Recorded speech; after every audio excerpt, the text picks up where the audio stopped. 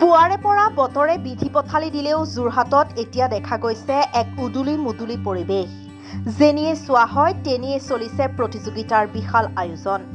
কৰবাত যদিহে ভলীবলৰ যুঁজ, কৰবাত জ্যোতিপ্ৰসাদ বিষ্ণুৰাভাৰ গীতৰ আধাৰত প্ৰতিযোগিতা, সেইদৰে আকস্মিক কুইজৰ লগতে কৰবাত আকৌ নৃত্যৰ সুবাস। মুঠতে বিভিন্ন প্ৰতিযোগিতাত ব্যস্ত হৈ পৰিছে শিক্ষাৰ্থী।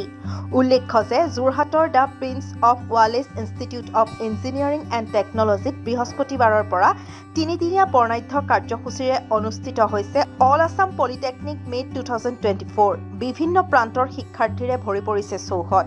শিক্ষা প্ৰতিষ্ঠানখনৰ অধ্যক্ষ ডক্টৰ গৌতম দত্তই জনোৱা মতে বিভিন্ন জিলাৰ 26খন পলিটেকনিকৰ প্ৰায় 650 গৰাকী শিক্ষাৰ্থীয়ে বিভিন্ন দিশত পাৰদৰ্শিতা দেখুওৱাৰ সুযোগ লাভ কৰিছে। প্ৰত্যেকেই নিজৰ প্ৰতিভাৰে শ্ৰেষ্ঠতম খিতাপৰ দাবীদাৰ হোৱাৰ গৌৰৱ অৰ্জন কৰাৰ কামনা কৰে অধ্যক্ষগৰাকীয়ে। পুৱা পতাকা উত্তোলনেৰে কাৰ্যসূচীৰ শুভ আৰম্ভ হোৱাৰ পিছতেই সকলোৱে মাৰ্চ পাষ্টত অংশ লয়। শনিবাৰে মুকলি সভাত বহুকেইগৰাকী গণ্যমান্য ব্যক্তি উপস্থিত থকাৰ লগতে পাৰদৰ্শিতা দেখুওৱা প্ৰতিযোগীসকলক পুৰস্কৃত কৰিব।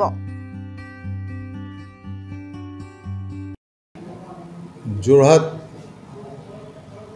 Prince of Wales institute of engineering and technology সদৌ অসম পলিটেকনিক মিট 2024 অনুষ্ঠিত হৈছে তিনিদিনীয়া কাৰ্যসূচীৰে।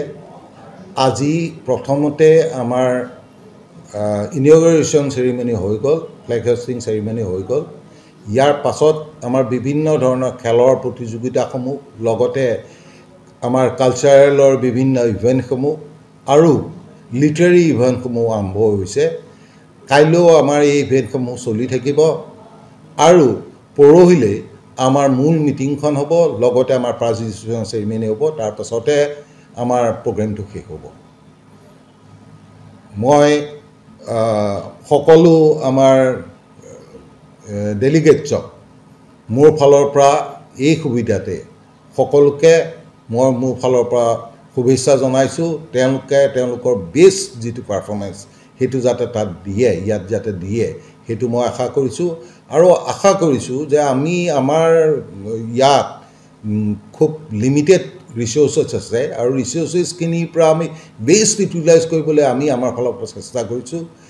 আমাৰ ইয়াত বৰ্তমান সকলো 26খন পলিটেকনিক আছে আৰু 26খন পলিটেকনিকৰ পৰা প্ৰায় 650 ডেলিগেটছ আহিছে। সকলোখিনিক একেলগে ভালভাৱে ভাল ধৰণে যি ধৰণে আমি সুবিধা দিব লাগিছিল হয়তো আমি ইমান ধৰণে দিব পৰা নাই। তথাপিও মোৰ লগতে মোৰ কলেজৰ সকলো এমপ্লয়ীয়ে যথেষ্টখিনি কৰিছে আৰু কৰি পেলাই আমাৰ যিটো বেষ্ট সেইটো আমি দিবলৈ চেষ্টা কৰিছোঁ। ধন্যবাদ। যোৰহাটৰ পৰা পুলক চুতীয়া ৰিপৰ্ট, খবৰ লাইভ।